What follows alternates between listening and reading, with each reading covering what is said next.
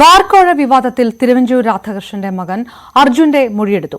തിരുവനന്തപുരം വെള്ളയമ്പലത്തിലെ വീട്ടിലെത്തിയാണ് മൊഴിയെടുത്തത്.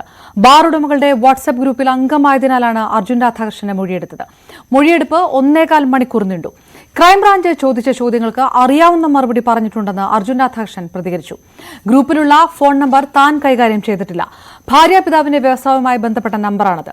ഉത്തരവാദിത്തമുള്ള പൌരൻ എന്ന നിലയിൽ ഏത് അന്വേഷണത്തോടും സഹകരിക്കുമെന്നും അർജുൻ രാധാകൃഷ്ണൻ പറഞ്ഞു.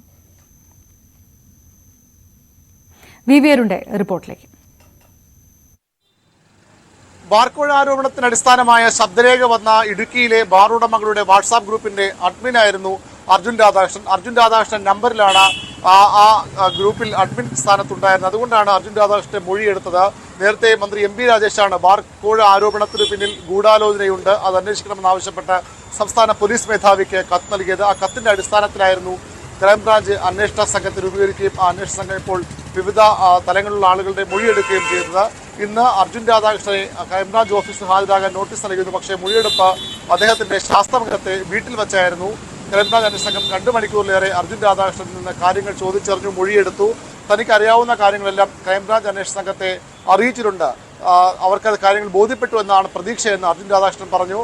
തന്റെ ഭാര്യാപിതാവിന്റെ വ്യവസായവുമായി ബന്ധപ്പെട്ട നമ്പറാണ് അതിന്റെ അഡ്മിന്റെ നമ്പർ, അതുകൊണ്ടാണ് തന്റെ പേര് അതിൽ വന്നതെന്നാണ് അർജുൻ രാധാകൃഷ്ണൻ മൊഴിയായി നൽകിയിട്ടുള്ളത്. അവര് വന്നു ആസ് ഒരു റെസ്പോൺസിബിൾ സിറ്റിസൺ എന്നോട് ചോദിച്ച കാര്യങ്ങൾക്ക് എനിക്കറിയാവുന്ന രീതിയിലെല്ലാം ഞാൻ അവരോട് മറുപടി കൊടുത്തിട്ടുണ്ട്. അവരും തൃപ്തികരമായിട്ടാണ് അവർ തിരിച്ചു പോയെന്നുള്ളതാണ് എൻ്റെയും വിശ്വാസം.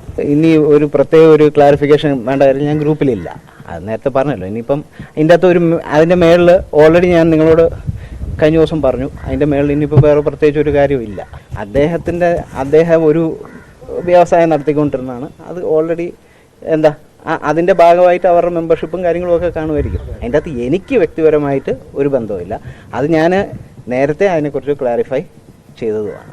ഗ്രൂപ്പിലുള്ള അഡ്മിൻ സ്ഥാനത്തുള്ള ഫോൺ നമ്പർ താൻ കൈകാര്യം ചെയ്യുന്ന നമ്പർ അല്ല എന്ന വിശദീകരണമാണ് അർജുൻ രാധാകൃഷ്ണൻ നൽകുന്നത്. അതുകൊണ്ട് തന്നെ തനിക്ക് ഇക്കാലത്ത് ഒരു പങ്കുമില്ല, ഈ വിവാദവുമായി ബന്ധപ്പെട്ടോ ശബ്ദരേഖയുമായി ബന്ധപ്പെട്ടോ ഒരു ബന്ധവുമില്ലെന്ന മൊഴിയാണ് അർജുൻ രാധാകൃഷ്ണൻ നൽകുന്നത്. പക്ഷേ CPM ഇടതുപക്ഷം ഇതിന് പിന്നിൽ വലിയ ഗൂഢാലോചന സംശയിക്കുന്നു. പ്രത്യേകിച്ച് കോൺഗ്രസ് നേതാവിന്റെ മകൻ അഡ്മിനായ വാട്സാപ്പ് ഗ്രൂപ്പിലാണ് ഈ സന്ദേശം വന്നത് എന്നതുകൂടി അതിന് ഗൗരവം വർദ്ധിപ്പിക്കുന്നു എന്ന നിലപാടാണ് CPM-നും ഭരണപക്ഷത്തിനുമുള്ളത്. ഏതായാലും അന്വേഷണത്തിൽ എന്താണ് അർജുൻ രാധാകൃഷ്ണന്റെ വിഷയത്തിലെ റോൾ എന്ന കാര്യത്തിൽ വ്യക്തതയുണ്ടാകും. ക്രൈംബ്രാഞ്ച് അന്വേഷണം പുരോഗമിക്കുകയാണ്. വൈകാതെ ഒരു പ്രാഥമിക റിപ്പോർട്ട് ക്രൈംബ്രാഞ്ച് തയ്യാറാക്കുമെന്നാണ് ലഭിക്കുന്ന സൂചനകൾ. ബാർക്കോഴയിൽ പ്രധാനപ്പെട്ട വിഷയം ശബ്ദരേഖ പുറത്തുപോയി എന്നുള്ളതല്ല, പണപ്പിരിവാണ് പ്രശ്നമെന്ന് തിരുവഞ്ചൂർ രാധാകൃഷ്ണൻ. അതിനെക്കുറിച്ചാണ് അന്വേഷണം നടക്കേണ്ടത്. CPM സംസ്ഥാന സമിതി അംഗത്തിന് വിഷയത്തിലുള്ള ബന്ധം അന്വേഷിക്കണം. മകൻ ഇതുമായി ഒരു ബന്ധവുമില്ല. അനുമോനുമായി മകന് നേരിട്ട് ബന്ധമില്ലെന്നും തിരുവഞ്ചൂർ പറഞ്ഞു. ഈ ശബ്ദരേഖ പുറത്തു പോയത് എന്തിനാണ്, എങ്ങനെ എന്നുള്ളതിനെ കുറിച്ച് അന്വേഷിക്കണമെന്നായി നമ്മളുടെ എക്സൈസ് വകുപ്പ് മന്ത്രി ശ്രീ MP രാജേഷ്. ഇവിടെ പ്രധാനപ്പെട്ട പ്രശ്നം ശബ്ദരേഖയല്ല, ഇതിന്റെ പണപ്പിരിവാണ് പ്രധാനപ്പെട്ട പ്രശ്നം. ആ ശബ്ദരേഖ എങ്ങനെ പുറത്തുപോയി എന്ന് പറഞ്ഞാൽ ശബ്ദരേഖ ഉണ്ടായത് കറക്റ്റാണ് എന്നുള്ളതിന്റെ അർത്ഥം, പുറത്തറിഞ്ഞു എന്നുള്ളതിൻ്റെ ആക്ഷേപമുള്ളൂ.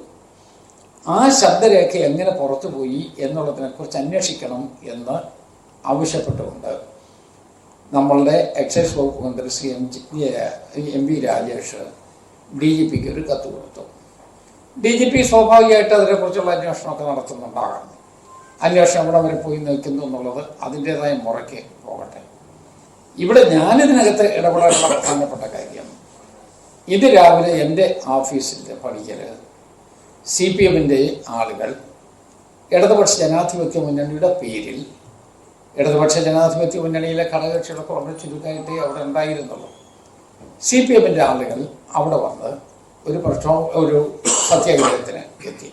രണ്ടാമത്തത്, എൻ്റെ മകൻ വിവാഹം കഴിച്ചിട്ടുള്ളത് തൊടുപുഴ എന്നാണ് എല്ലാവർക്കും അറിയാം. ഇവിടെ ഈ ഇരിക്കുന്നതിനകത്ത് മഹാഭൂരിപക്ഷ ആളുകളെ കല്യാണത്തിലൊക്കെ പങ്കെടുത്തിട്ടുള്ള ആളുകൾ തൊടുപുഴ എന്നാണ്. അങ്ങനെ ആ തൊടുപുഴയിൽ നിന്ന് വിവാഹം കഴിച്ച മകനെ കൂടി ഇതിനകത്ത് ഇൻവോൾവ് ചെയ്യിക്കാൻ ശ്രമിച്ചു എന്നുള്ളതാണ് എനിക്ക് പേഴ്സണലായിട്ട് രണ്ടാമത്തെ കാര്യമായിട്ടുള്ളത്. ഇവിടെ അതിൻ്റെ മറുപടി അവൻ തന്നെ പറഞ്ഞിട്ടുണ്ട്. അന്വേഷണം എന്ത് വന്നാലും അന്വേഷണത്തോട് യോജിക്കും, അന്വേഷണ ഏജൻസിയുടെ കാര്യങ്ങളൊക്കെ തുറന്നു പറയും, അവർക്ക് എന്ത് വേണമെങ്കിലും അവർക്ക് ചോദിക്കാം. അതിന് ഈ ഒരു സ്വാഭാവികമായിട്ടും യാഥാർത്ഥ്യങ്ങൾക്ക് മറുപടി പറയുകയും ചെയ്യും. അത് അതിൻ്റെ വഴിക്ക് പോയിക്കോട്ടെ. അവർക്കിതിനകത്ത് പങ്കുണ്ടോ എന്നുള്ളതിനെ കുറിച്ച് പറയണം. ഈ പണം പിരിക്കുന്നതിനുള്ള ശബ്ദരേഖ പുറത്തു വന്ന അനിമോനുമായിട്ട് മാർക്സിസ്റ്റ് പാർട്ടിയിലെ ആർക്കാണ് അടുത്ത ബന്ധം, റിലേഷൻ, ബന്ധം എന്ന് ഞാൻ പറഞ്ഞാൽ ഒരു ഫ്രണ്ട്ഷിപ്പ് അല്ല, റിലേഷൻ, അവർക്ക് ആർക്കാണ് ഉള്ളത് അവർ പറയണം. ആ റിലേഷനിലെ അതിൻ്റെ ബാക്കി കാര്യങ്ങളെക്കുറിച്ച് കൂടി ജനങ്ങളോട് ബോധ്യപ്പെടുത്തണം. ആലപ്പുഴ